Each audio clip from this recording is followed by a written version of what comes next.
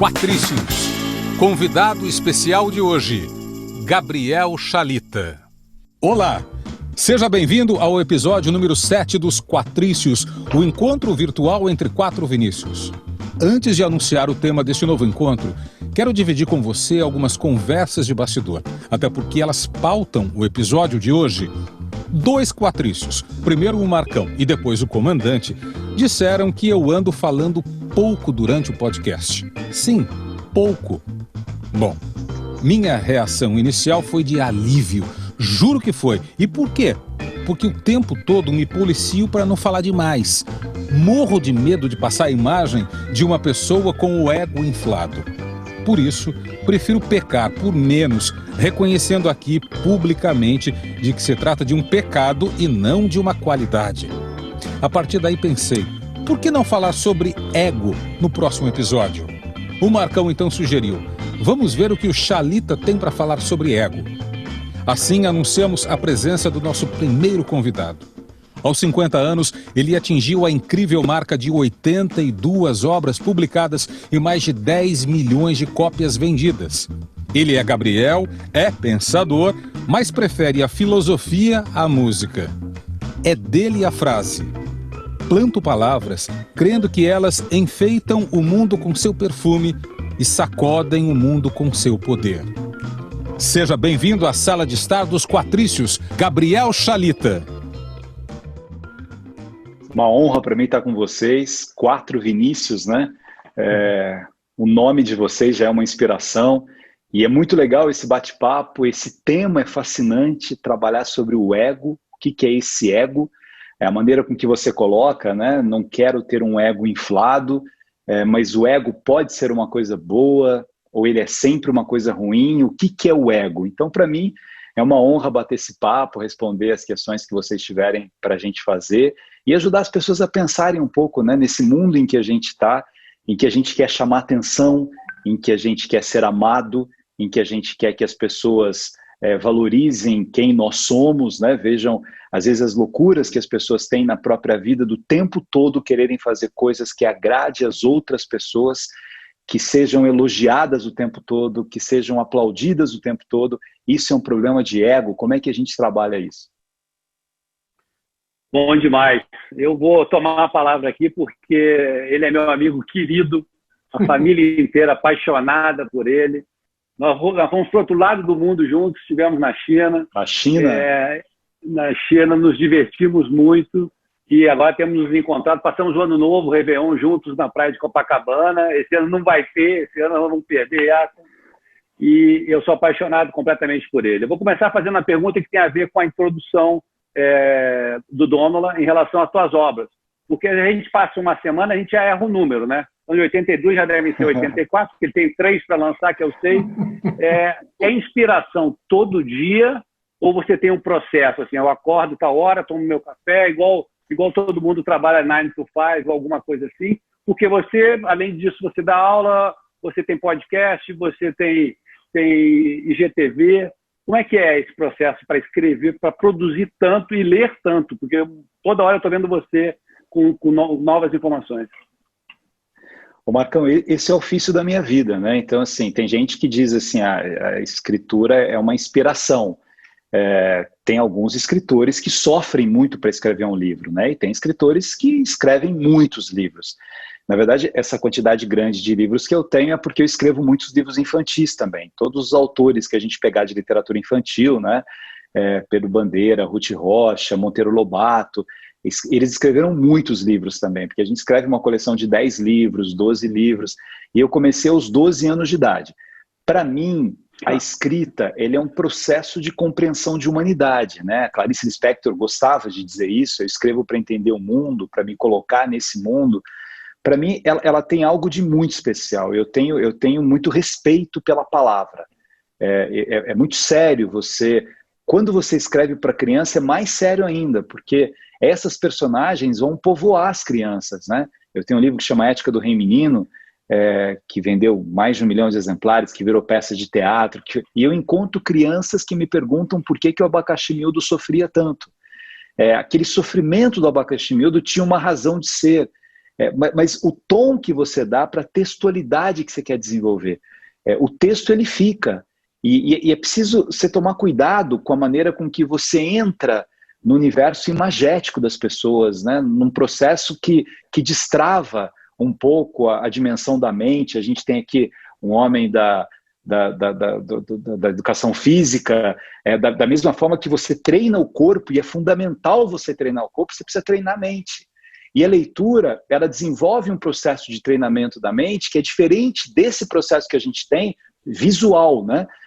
É ótimo esse mundo visual, é ótimo que a gente possa ver série, possa ver filme, possa olhar na internet, mas existe uma parte da nossa inteligência que ela precisa desse mistério imagético, né? Então, quando você lê, ou você ouve uma história, você vai povoar a sua mente de instrumentos de imaginação daquelas personagens que você não está vendo. Você vai pegar, assim, invariavelmente, os grandes escritores, eles tiveram grandes contadores de histórias na sua vida. Tem um exemplo no Rio de Janeiro, um dos maiores escritores de todos os tempos do Brasil, um tal de Machado de Assis. Monteiro Lobato tem muita história interessante também, mas o Machado de Assis, que é um menino que nasceu no morro, né, que era mulato, que era gago, que era manco, que era epilético, tinha uma série de dificuldades, que não estudou. Alguns biógrafos dizem que se ele estudou 1 ou 2 anos, né, mas ele não estudou. Mas ele tinha primeiro uma mãe contadora de histórias, depois uma madrasta contadora de histórias. Você pegar uma parte dos contos de Machado de Assis, né, Pai contra Mãe, A Vara, em que ele trabalha profundamente o conto de escola, que ele trabalha profundamente o tema da escravidão, era pelas histórias que ele ouvia. E aquelas histórias iam povoando a mente daquele menino que se transformou nesse gênio. Então, o livro, a palavra, ela tem. Se os pais soubessem a importância deles de contar uma história para o seu filho, de ler uma história para o seu filho, o quanto isso amplia o repertório, mesmo quando a criança não compreende muito todas aquelas palavras, né? Então, eu faço isso assim, né, são os meus dois grandes ofícios na vida, que é ser professor, que é uma outra profissão linda, né? E ser escritor, que é escrever acreditando que essa palavra ela tem um poder de chegar até as pessoas. Professor, reiterando aqui os agradecimentos que já foram feitos pelo Marcão, seu amigo, muito obrigado, é uma honra tê-lo, e uma honra tê-lo como nosso primeiro convidado do nosso podcast. Zimbrão, obrigado. O professor falava agora sobre uma coisa muito sagrada, que é o storytelling, né? A contação de história. E nós, como jornalistas, porque o Zimbrão, além de professor de educação física, é jornalista, ele é muito sensível a isso, né? Ao colo da avó. Eu costumo dizer, professor, que o colo da avó diz muito. Foi a primeira música de contação de história que formou muitos bons jornalistas. Professor, eu queria entrar agora no tema aqui do nosso podcast, que é ego. Até por conta do que o senhor ouviu agora no preâmbulo, na introdução. Tomei um puxão de orelha porque ando falando pouco e porque me policio. Professor, há uma frase atribuída a Buda a respeito do tema ego. Feliz aquele que superou seu ego. Superar pressupõe enfrentamento. Devemos mesmo enfrentar o nosso próprio ego? Muito legal essa colocação. Vamos pegar um conceito filosófico de ego, né? A gente pode pegar ego na psicanálise, pode ir para Freud, Jung, mas vamos lá nas origens, na discussão filosófica de quem é esse eu. Ego é eu, né? É uma palavra bonita para significar eu. Quem sou eu? É uma das grandes questões filosóficas da antiguidade já. Quem sou eu? Essa questão ela vem a partir de Sócrates. Se a gente olhar para os pré-socráticos, as maiores preocupações deles eram enfrentar um único medo que eles tinham e que a gente também tem, que é o medo da morte. O medo da morte, o medo de para onde nós vamos, fez com que aqueles pensadores se debruçassem na pergunta de onde nós viemos. E aí cada um vai dar uma resposta. A gente veio da água, veio do áperon, veio do fogo, veio dos números e tal. Quando começa a filosofia em Atenas, Sócrates, ele começa a refletir de que para a compreensão do mundo eu precisaria compreender a mim mesmo, o homem. Quem sou eu? Quem é o meu ego? Quem sou eu? O homem é a medida de todas as coisas, é a frase que ele vê ali no oráculo de Delfos, né, que era uma espécie de lugar em que as pessoas iam para buscar uma adivinhação, respostas para as dúvidas que elas tinham.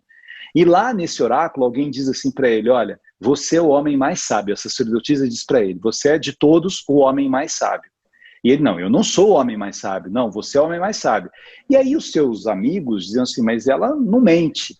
E vejam, Sócrates, diferentemente de Platão, que vem de uma família muito nobre na época de Atenas, Sócrates era um homem muito simples, era filho de uma parteira, dona Fenareta, e de um ferreiro, assim, um homem muito simples. E ele era muito simples. Ele nunca escreveu nada, diferentemente de Platão, de Aristóteles e tal, talvez porque ele nem soubesse escrever, mas ele tinha um poder da palavra que era impressionante. E as pessoas olham e falam assim, bem, mas você está dizendo que você é o mais sábio. Aí o que faz Sócrates? Ele começa a investigar os homens sábios. Ele vai atrás dos políticos, por exemplo, que sabiam algumas coisas, mas ele ficou impressionado de ver como eles eram arrogantes. Ele falou assim, mas eles acham que eles sabem tudo.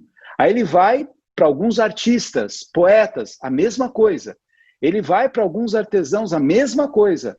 Eu falo, olha, sabe que de fato eu devo ser o homem mais sábio mesmo? Por uma razão. Eu sei que nada sei. Aqui começa uma coisa que vai influenciar um conceito budista também, que é uma diminuição sua para o engrandecimento da humanidade. Quando a gente pega um Fernando Pessoa ali no início da Tabacaria, que é um poema lindo dele, ele começa dizendo assim, olha, eu não sou nada, eu nunca serei nada, eu não posso querer ser nada. A par disso, tem em mim todos os sonhos do mundo. Mas olha, primeiro ele começa, eu não sou nada.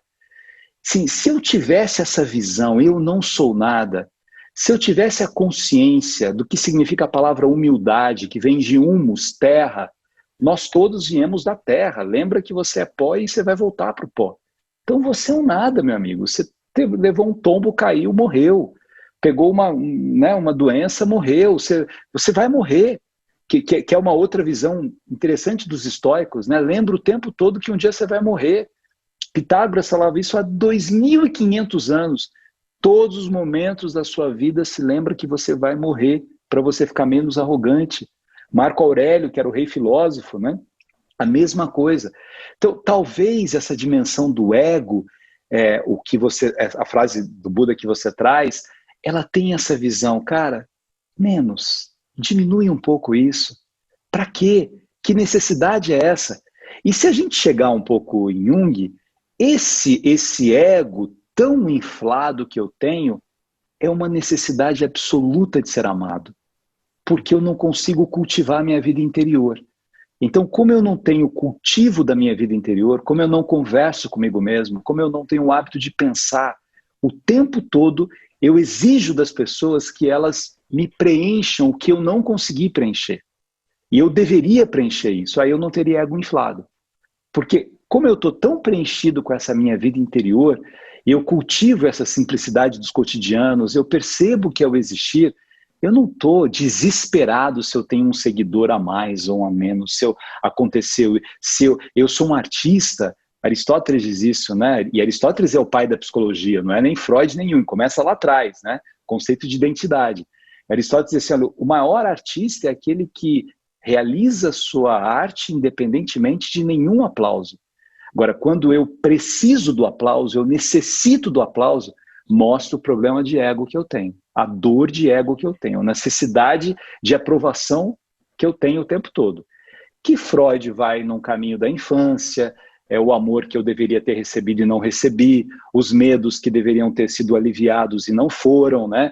Então, tudo aquilo que eu vou buscar na vida é uma falta que eu tive no momento em que eu não tinha peneira psíquica, que é a minha infância.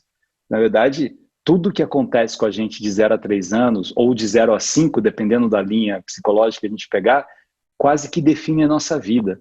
Então, o cuidado que a gente tem que tomar na formação desse ego, desse superego, desse id, no momento da nossa infância, ele é fundamental. Bom, antes de passar a palavra para o Zimbrão, eu quero dizer que eu não merecia a bronca do Marcão e do comandante. Eu tive apenas uma atitude socrática. Eu fiz uma diminuição de mim mesmo pelo engrandecimento do podcast. Fala, Zimbrão. Foi perfeito. Ou seja, agora o ego sobressaiu demais.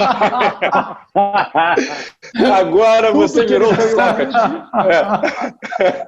Irmão, tudo que ele foi humilde, agora acabou, né? Agora, mas olha só, é legal esse tema. Eu fiquei muito feliz com o tema, pelo seu convite, por você ser o convidado, né? Eu fiquei muito feliz e trazer esse tema também, né? Que eu, por acaso, durante a pandemia, eu li um livro. Tive tempo para ler livros de lazer, né? Porque normalmente a gente trabalha operacionalmente, né? Dando aulas e tal, você acaba se limitando à sua área de trabalho, né? Raros são os momentos que você consegue ler algo para o teu prazer. E na pandemia eu aproveitei para fazer isso. E estava lendo um livro do Eckhart Tolle, né? E ele fala exatamente sobre isso, né? Que a gente está vivendo um momento único e maravilhoso, o despertar de uma nova consciência. Ele nos mostra que o salto para essa nova realidade depende de uma mudança interna radical. Precisamos nos livrar do controle do ego, pois essa é a fonte de todo o sofrimento humano. Isso foi dito em 2005, nesse livro dele, que foi o Novo Mundo, né? O Despertar de uma Nova Consciência. Não é nem O Poder do Agora, que é o livro mais famoso dele, que virou best-seller e tal.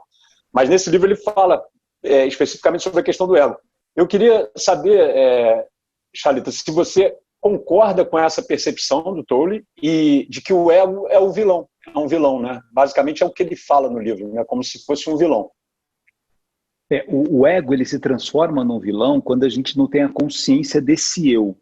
Ele é, de fato, um vilão assim, para todas as grandes questões na vida, né? Vamos pegar uma outra perspectiva do ego, que é a paixão, a dor da paixão, né?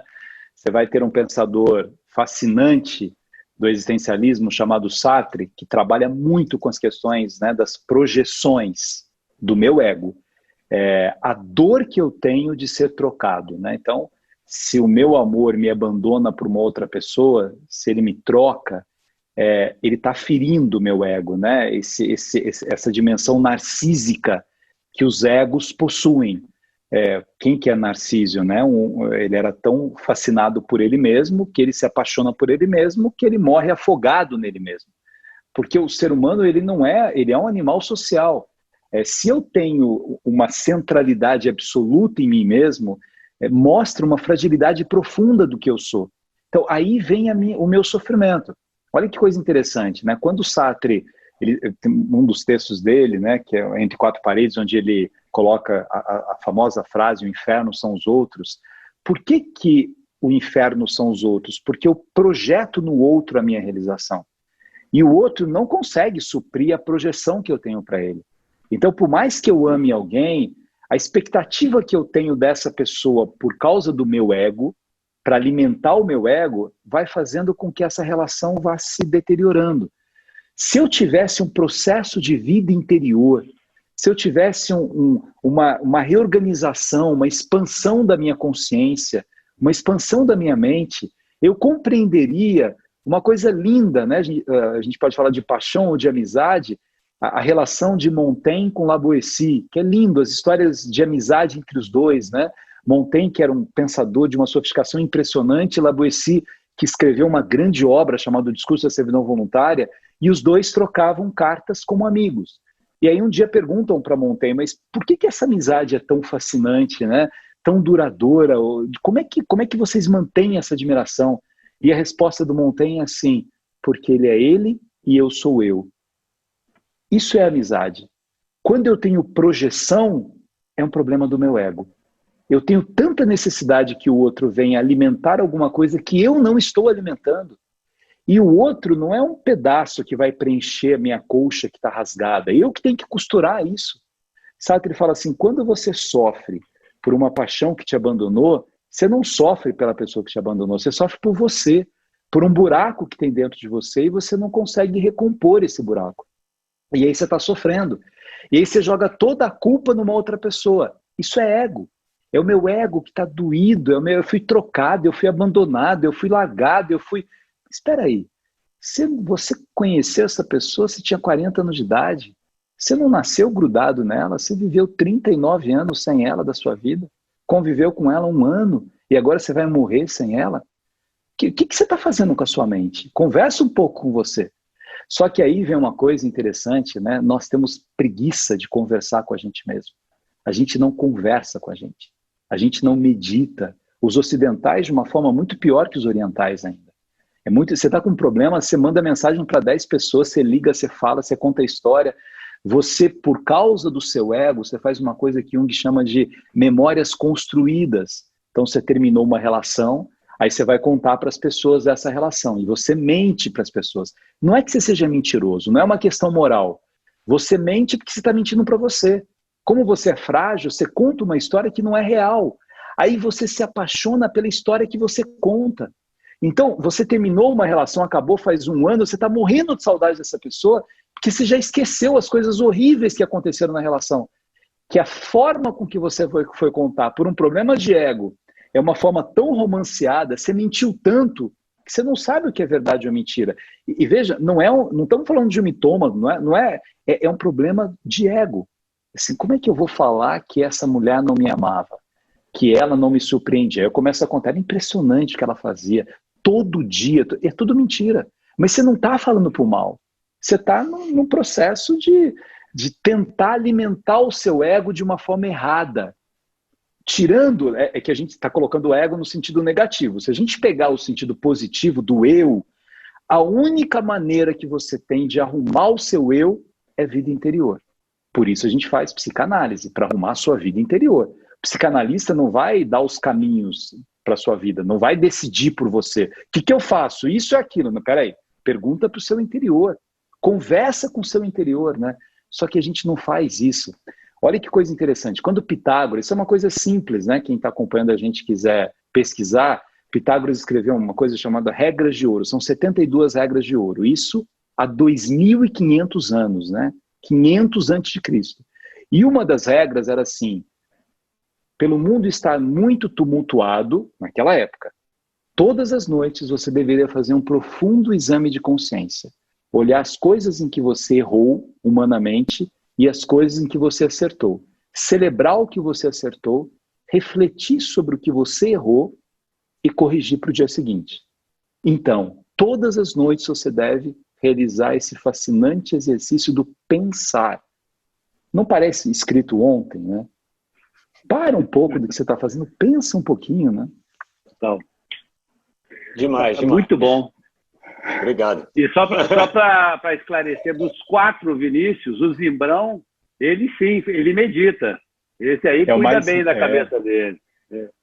Mas eu vou te falar que esse livro, até esse livro que eu citei, ele é bem interessante por isso até, porque eu comecei a meditar e eu achei interessante esse livro, né? Porque ele fala muito sobre essa questão do ego e dessa desconstrução da mente e do pensamento, né? Da gente acessar a consciência. E foi o que você acabou de falar. Em outras palavras, é exatamente o que você falou. Você tirar porque o que a gente pensa e o que a mente, como ela atua, são coisas construídas pela nossa existência, né? Pelo que a gente aprendeu na vida da gente. Mas o que realmente está na consciência, a gente não acessa, né? E é difícil, se não com a meditação ou de uma maneira reflexiva, contemplativa, é muito difícil acessar.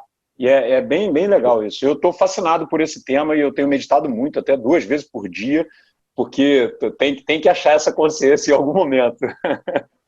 Ô Zimbrão, e cada um tem que escolher o seu caminho da meditação, né? Você tem múltiplas maneiras de meditar, você tem o silêncio absoluto, você tem a música, você tem pessoas que conseguem uma conexão através da musicalidade que é incrível, né? Você pega um pensador como Nietzsche, né, que todo mundo fala, é o filósofo do martelo, que desconstrói, que quebra todas as narrativas e tal.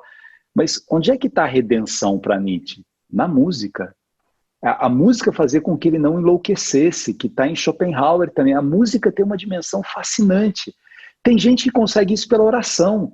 Você pega São João da Cruz, Teresa d'Ávila, né, as grandes orações místicas, mas não é uma oração decoradinha, assim, uma coisa. É o âmago, né? Você com você mesmo. É a sinceridade oracional. É a Madre Teresa de Calcutá falando assim: o senhor existe mesmo? Ela é santa hoje, né? Mas ela falando para ele: o senhor existe mesmo? Com essa miséria toda, por que você não faz nada? É o antigo Papa, o Papa Bento, quando foi em Auschwitz e viu aquele horror que é um campo de concentração, falou assim: Deus, onde o senhor estava quando isso aconteceu? E isso, assim, esse processo oracional, quando as minhas angústias, os meus medos, as minhas dúvidas, elas vêm naturalmente, aí é a beleza do ego, no sentido, aí sou eu, mas não sou eu querendo aplauso, não sou eu querendo confete, não sou eu querendo o primeiro lugar em tudo, não sou... Agora, esse ego incorreto é por causa da educação que a gente teve, vai dizer Rousseau. A gente desde cedo aprendeu a competir no lado negativo. Não é que competir seja uma coisa ruim para Rousseau, mas você tem que compreender o competir junto com cooperar. O Marcão não seria a estrela que é, né, acostumado a competir se não aprendesse a cooperar. Não adianta. Ou eu aprendo a cooperar ou a competição não tem um sentido. Antigamente, né, se dizia assim, em empresas, eu contrato uma pessoa, se ele for genial, mesmo que ele seja insuportável, genioso, hoje ninguém quer ninguém genioso.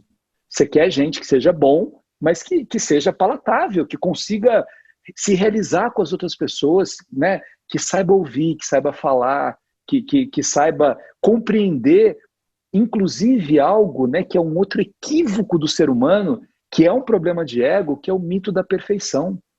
Harvard tem um curso hoje para desconstruir, né? O Sandel, que ele mesmo escreveu sobre justiça, felicidade, hoje ele trabalha muito com essa dimensão da imperfeição. Fala assim, para de querer pessoas perfeitas. A imperfeição é uma riqueza.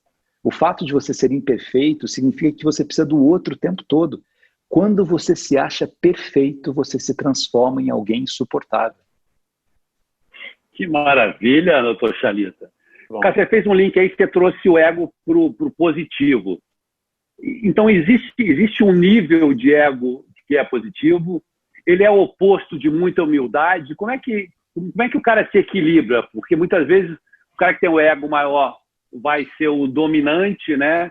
E o humilde vai acabar desaparecendo na prática, no dia a dia. Você falou aí em empresas, que é o meu mundo hoje, né? Como é que é esse equilíbrio? O cara acha entre a humildade excessiva e o ego muito inflado?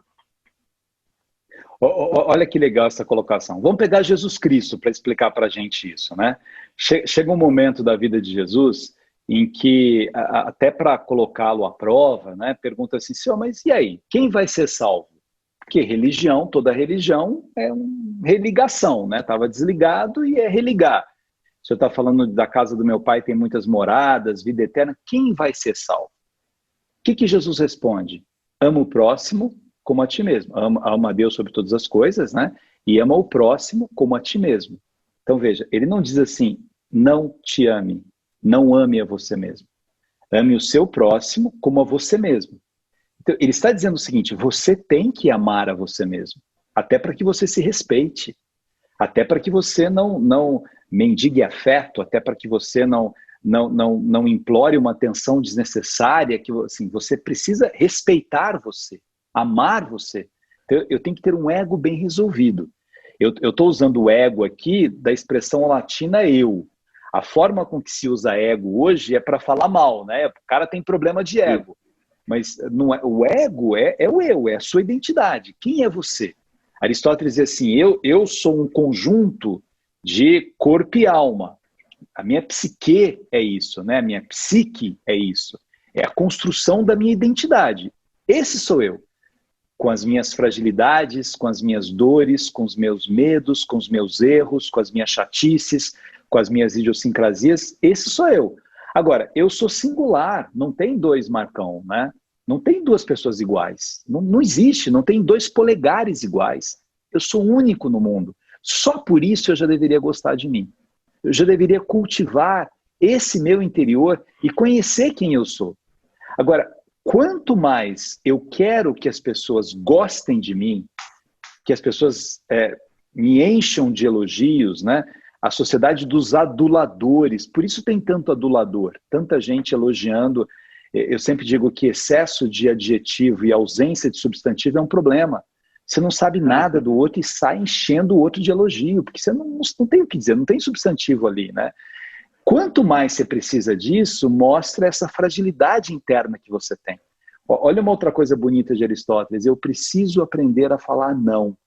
Por que eu não falo não? Por carência. Eu não quero fazer, mas eu falo sim. Por problema de ego. Porque eu não estou conseguindo me resolver. E não é fácil a gente se resolver. Não é uma... Né, tá falando, então é simples. Não, não é simples. É um processo de meditação, não é? Comecei a meditar hoje e estou uma maravilha. Isso é a mesma coisa que a pessoa fala assim, né? Eu comecei a fazer academia hoje, daqui a um mês você vai ver como é que está o meu corpo. Não existe isso, né? Isso é um processo. Tudo é um processo de... o Donald falou no começo, né? De dor, do lançar um livro, de parto. Daí a visão socrática mesmo, que o conhecer é um parto. Ele pegava o exemplo da mãe dele, da dona Finareta, que era parteira. Dói.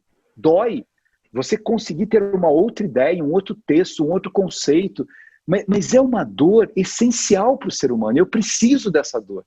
É essa dor que vai me lapidando. A Cora Coralina dizia assim, eu passo pela vida plantando flores e quebrando pedras. É lindo plantar flor, ter o perfume da flor, mas eu vou ter que quebrar pedras. Porque é isso que eu sou. Eu não tenho como viver sem tristeza. A tristeza me humaniza. A tristeza faz com que eu conviva um pouco mais comigo. Agora eu recebi uma notícia que eu estou doente, por exemplo. Eu perdi alguém que eu amo. É uma tristeza. Agora, como é que essa tristeza vai lapidando a minha alma? Vai trabalhando com o meu eu interior? Eu achava que essa pandemia fosse levar muito as pessoas à vida interior.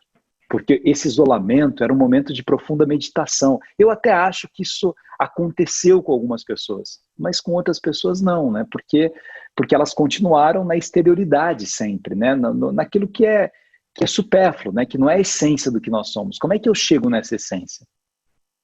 O professor citou na primeira metade do nosso podcast Freud, né? E o ego, assim definido por Freud, é um dos 3 elementos da personalidade, juntamente com o id e o superego, que o professor citou. É o ego que deveria nos livrar de situações constrangedoras, botando rédeas no id. Bom, nem sempre isso funciona. Isso é distúrbio, é doença ou apenas descontrole? Pode ser tudo. Pode ser uma doença, pode ser que o id ele seja tão subversivo, tão revolucionário dentro de você mesmo, assim, o id é um universo do desconhecido absoluto, que há dentro da gente mesmo. E o ego, ele faz com que você tenha uns freios nisso, né? Mas tem um superego ali também, né? Tem uma coisa que você não sabe de onde vem, que não é tão desconhecido quanto o id, mas que, assim, é a história da paixão. Na verdade, você está repetindo o mesmo erro do passado. Você está indo atrás de uma outra pessoa que já não deu certo, o mesmo perfil, você está insistindo naquilo. Aí era para o seu ego estar arrumado e falar assim, olha, aprendi. Eu já passei por essas experiências dolorosas e eu sei que o caminho não é esse, né?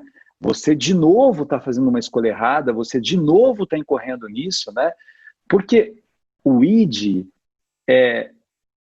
há uma dimensão fascinante no ser humano que é o mistério, né? Há uma dimensão fascinante na humanidade. Eu, às vezes, fico meio chocado com pessoas que têm resposta para todas as coisas, né? Que têm uma facilidade de responder. Não, isso é isso. E isso aí, essa questão política é isso, essa questão... Sabe tudo, né? E assim, o desconhecido dentro da gente mesmo, ele é um universo tão rico. E quando você não tem necessidade de dar respostas prontas, mas você se põe a investigar, a perguntar, que é a beleza da filosofia. A filosofia não quer responder, ela quer... Você vai ver as angústias dos pensadores, né? Você vai ver o Rousseau, que eu estava falando da competição e da cooperação. É tão interessante porque o Rousseau, ele constrói todo um pensamento baseado no bom selvagem, no homem que é bom, a sociedade que o corrompe e tal. Só que no final da vida dele, ele está decepcionado com o ser humano. E ele prefere ficar vendo o pôr do sol com o cachorro dele.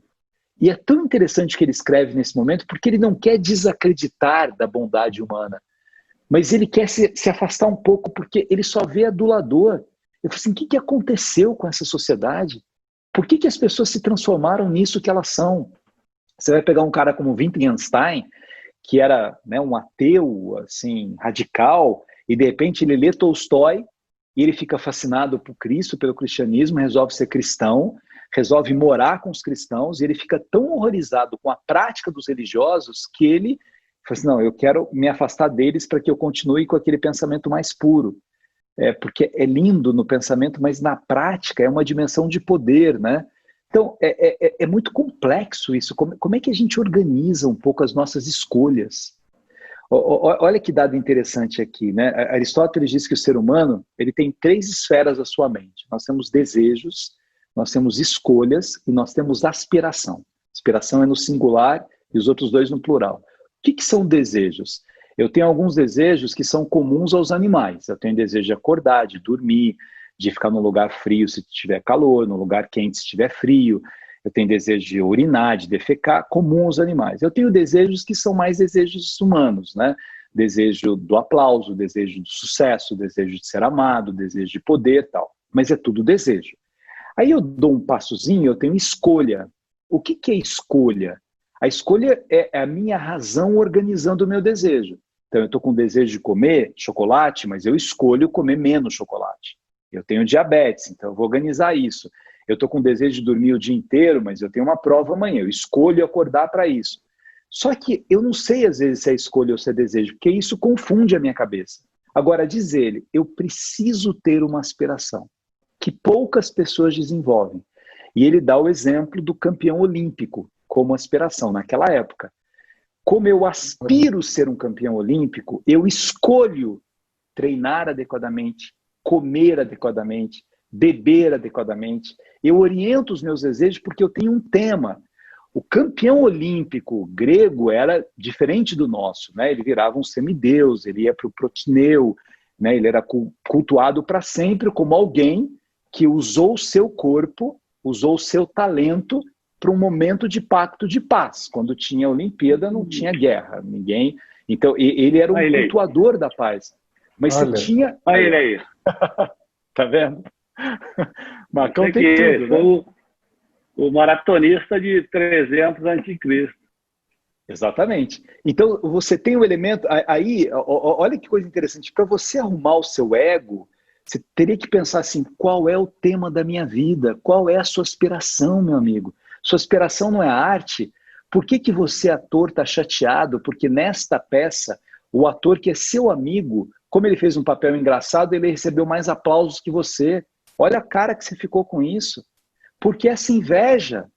Olha uma outra palavra legal para um dia a gente discutir inveja. Inveja vem de invevere, né? Incapacidade de ver a si mesmo. Então eu vejo o outro. Na Divina Comédia do Dante Alighieri, um dos infernos é o inferno do invejoso. E a pena para o invejoso era costurar os olhos dele com arame enfarpado, para ele parar de olhar para os outros e começar a olhar para ele mesmo. Olha para você. Para de ficar aí, né? Exigindo coisas dos outros o tempo todo. E você? Quem você é? Né? Simbrão, salvo erro, ouvi a promessa de uma volta do professor Gabriel Chalita ao nosso podcast. Fala de inveja. Gostei. Não, porque se deixar, não sai mais daqui também. Olha, Donald, eu tenho que fazer uma correção. Você foi socrático na sua colocação mesmo, porque até o exemplo da parteira você foi feliz, cara, porque até a mãe até o exemplo da Sócrates, tá vendo? Até nisso. Você tá vendo? Eu não fui merecedor da bronca dos dois, tá vendo? Verdade. Exatamente. Dona, eu tinha uma outra pergunta que acabou que o Marcão fez, que era como lidar, né, com as diferentes formas e manifestações do ego, né? A gente foi um pouco por esse caminho. Mas eu peguei uma observação também, quando falou do tímido, né, e até do deprimido, ou até o suicida mesmo, né, um indivíduo que tem esse perfil, que a gente vê um indivíduo com um perfil oposto ao cara do palco, né, o cara que é o narcisista. Esse indivíduo também é egóico, né? Também tem um ego muito aflorado, porque o indivíduo que quer se suicidar, ele quer de alguma forma trazer essa atenção de uma maneira muito extrema para ele, né? Também é uma forma de ego, né? Não seria? Esse é um tema dificílimo de estudar, o ego que leva a doenças da alma mais profundas, né? Você veja, a gente hoje vive 3 grandes doenças da alma, né? Depressão, geralmente ligado ao passado, não necessariamente, mas em tese ligado a coisas que fazem parte do repertório do nosso passado, do nosso fluxo de vivências. Quando você descobre a razão da depressão, ela é um pouco mais fácil, né? Estou deprimido porque minha mãe morreu, estou deprimido porque eu perdi um emprego, estou deprimido porque eu perdi um filho. Você consegue pontuar mais facilmente a depressão. A depressão mais complexa é você estar desistindo da vida por alguma coisa que acontece com você e você não consegue identificar de onde vem isso, né? Depressão, o estresse, que é o momento presente, está ligado àquilo que você está desenvolvendo, os medos atuais que você tem, o desespero de coisas que você quer fazer, de pessoas que você quer acessar. Você não tem serenidade, né? Você não tem tranquilidade nenhuma. Você está almoçando com alguém, pensando depois, pensando no outro. O estresse, o cansaço. E a terceira doença da alma, que é a ansiedade, que está ligado ao futuro. Que também é uma coisa enlouquecedora o que acontece com uma pessoa ansiosa, né? Quando você vai na dimensão do desistir da vida, que é o extrapolar um pouco, né, o que acontece com você. Eu sou muito cuidadoso para falar disso. Eu participei de um grupo de estudos, né, na França, há uns 7 anos agora, em que a gente trabalhou muito o conceito de suicídio de adolescentes lá, né, analisando filmes de adolescentes que gravavam antes de se matar, de desistir da própria vida. E é de uma dor isso, né, você imaginar o que levou a isso, né? Teve um dos casos que mais me marcou, que é uma história de bullying. O bullying é uma das razões que leva ao suicídio, mas era uma adolescente que fizeram uma montagem, como se ela estivesse fazendo sexo oral, mandaram para o pai dela. E ela ficou sabendo que mandaram para o pai, então ela grava para o pai, ela é filha única, dizendo: pai, isso não aconteceu, eu queria que o senhor pesquisasse, falasse, a menina chorando e dizendo: eu sei que eu sempre fui um estorvo na sua vida, eu não vou ser mais um estorvo. Você vê o vídeo, aí você fala assim: meu Deus, por que ela não conversou com o pai dela? Por que ela não disse isso para ele? Aí você fala: mas como é que o pai tratou essa filha para que ela também não tivesse a coragem? Olha a dor de ego que tinha essa menina, o problema de ego, a necessidade. Talvez o que ela fez, tirando a própria vida, foi para dizer para o pai, ou para fazer o pai sofrer. E não é muito consciente isso. As ações que eu faço... Pessoas que ameaçam que vão se matar e não se matam, né? Para isso, o Monteiro Lobato tinha um conto lá da Dona Lindoca, que é uma mulher que inventava uma doença e que combinava com o médico. Isso, e o médico era muito amigo dela e toda a família cuidava ela bem durante a doença. Aí trocou o médico, o novo, falou que não estava doente, curou, e aí o marido voltou a tratar mal, né? Mas eu invento doença para ser bem tratado. Eu invento problema para ser bem tratado, porque eu não consigo trabalhar minha própria fragilidade, né? Repito, não são temas simples, né? O tema do ego, ele é um tema muito complexo. Eu acho que a primeira coisa é a gente tomar consciência disso, né? Assim, o que eu estou fazendo com a minha vida? O que eu estou fazendo com as pessoas que estão ao meu entorno? Um dos maiores problemas do ego é a incapacidade que eu tenho de ter compaixão. Eu estou casado com uma pessoa há 20 anos e ela está sofrendo horrores e eu não consigo perceber. Porque eu não vejo o outro, eu vejo a mim mesmo. Na verdade, eu não vejo a mim mesmo, eu não vejo nada. Não é que no ego, bom, então eu só cuido de mim, do meu ego. Não, você não cuida nem de você. Você está se deteriorando a partir disso, né? É tão problemático que você não se vê. Você veste personagens, você usa personagens. E aí são máscaras, né? Você está sorrindo o tempo todo, que é uma das grandes críticas das redes sociais, né? A inautenticidade das pessoas. É tão legal quando você pega alguém numa rede social que ele é autêntico, gostando ou não. É isso. Posso estar errado, mas é a crença que eu tenho de vida. Eu vou defender, é uma verdade provisória, eu não sou um dogmata. Pode ser que eu mude de opinião, mas o que eu acredito é isso. Eu não estou fazendo isso para receber o sorriso ou os aplausos, né? É a verdade que eu tenho, é a vida que eu tenho. Agora, eu vou viver de máscaras, né? Tem um conto, estou falando muito? Não estou deixando vocês falar, estou preocupado com o meu ego daqui a pouco. Não, a gente já falou. Não precisa. O cara está explicando o ego e não deixa os inícios falarem, o problema é dos inícios. Olha só, Charlie, a gente já está aqui 6 episódios, 7 episódios, só nós 4 falando. Pode falar aí, a gente tem muito crédito.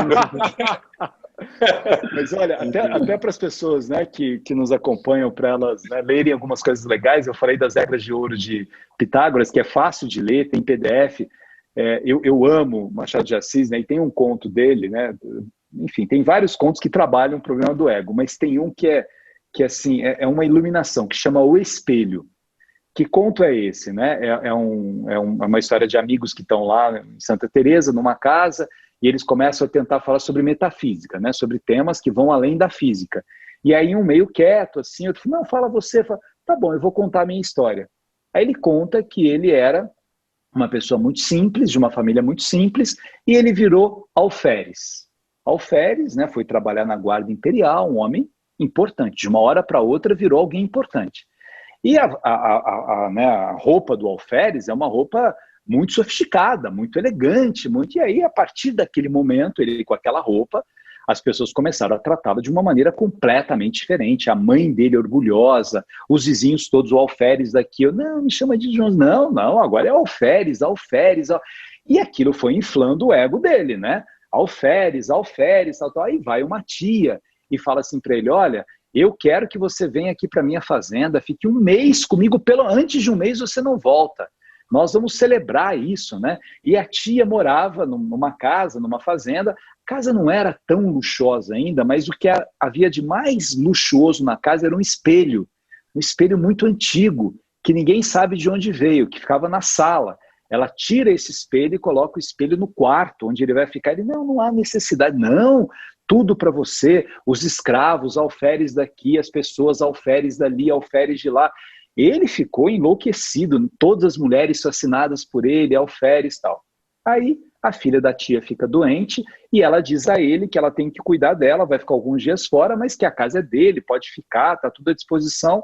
E algumas pessoas vão com ela e ele já acha falta daqueles elogios todos. Mas vai ter ali os escravos que vão servi-lo e servem muito bem a primeira noite e tal. Tá bom, pelo menos eles estão me elogiando. E aí no dia seguinte eles fogem e não tem ninguém na casa. E ele começa a ficar muito angustiado. Por quê? O que aconteceu? Ninguém me chama mais de alferes, não tem nada, vai dando uma tristeza nele, tem comida ali para ele, mas não é isso, ele acha falta das pessoas, ele acha que ele vai enlouquecer, não sabe o que acontece com ele e tal, e aí passa um dia, passa outro, ninguém chega, ele fica esperando uma tristeza imensa, e ele decide que ele precisa ir embora. E ele olhava nesse espelho antigo, e a imagem dele era tão turva, que ele tinha medo de olhar para aquele espelho, tinha alguma coisa naquele espelho que ele não gostava. Aí ele veste a roupa de alferes, aquela roupa toda ornamentada, elegante, e ele se olha no espelho.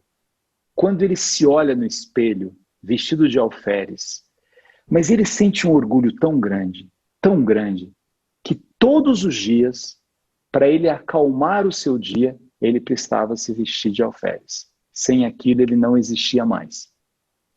Que é o modo com que Machado de Assis encontrou para falar sobre ego, sobre a vaidade. Eu preciso usar uma máscara. Eu estou o tempo todo usando uma máscara. O meu ego virou uma máscara. O meu ego não deveria ser uma máscara, deveria ser a minha face. Mas ele é uma máscara. Porque é como as pessoas precisam me ver, como elas precisam me notar, porque senão, como é que vão me tratar? Mas por que você precisa disso?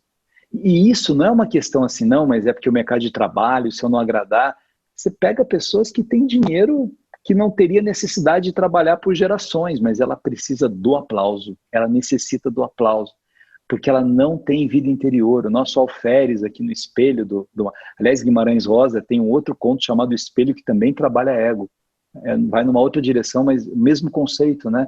Como é que eu consigo tirar essas máscaras que eu permiti que as pessoas fossem colocando em mim, e no momento em que eu vou dormir, sou eu comigo mesmo e eu não quero pensar, né? Eu quero, Marco Aurélio dizer isso, olha os imperadores, né? O tempo todo eles querem alguém, ou é um bobo fazendo alguma coisa para ele, ou alguém agradando, é alguém não sei o quê, porque eu não consigo ficar sozinho comigo mesmo.